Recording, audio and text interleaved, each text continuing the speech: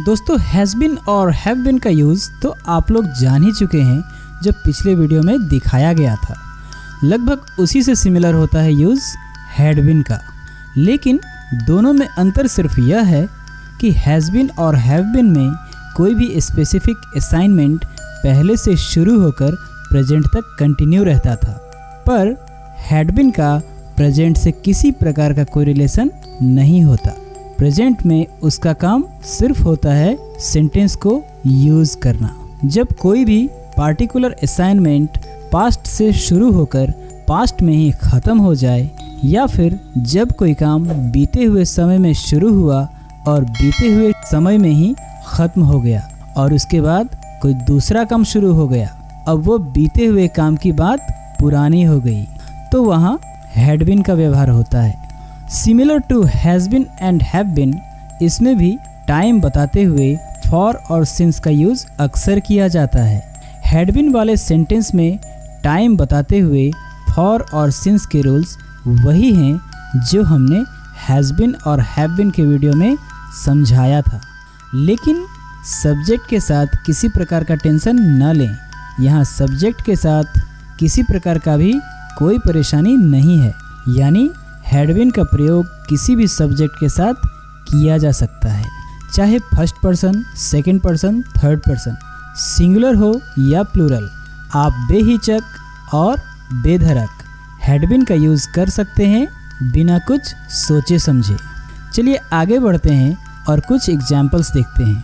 मैं 3 मई से वहाँ काम कर रहा था, कहने का मतलब अब नहीं कर रहा हूँ, ये बीते हुए वक्त में ही बीत चुका है, तो वहाँ हम कहेंगे I had been working there since 3 May 2010। वे 4 वर्ष से कोलकाता में रह रहे थे, मतलब अब नहीं रह रहे, अब कहीं और रह रहे, तो वहाँ हम कहेंगे they had been living in Kolkata for 4 years। मैं 5 दिनों से तुम्हें ढूंढ रहा था, लेकिन अब तो मिल गए, अब तो नहीं ढूंढ रहे, तो उसे कहेंगे I had been looking for you for 5 days।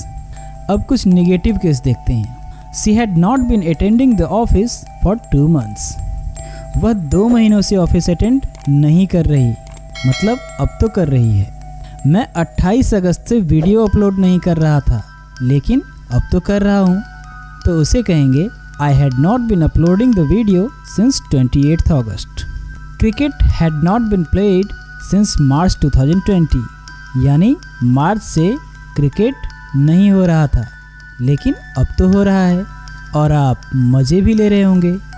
Finally कुछ इंट्रोगेटिव केस देखते हैं। Had you been waiting for my video since 28 August? क्या आप 28 अगस्त से मेरे वीडियो का वेट कर रहे थे? इस प्रश्न का जवाब कमेंट में ज़रूर दीजिएगा। What had they been doing since morning? वे लोग सुबह से क्या कर रहे थे?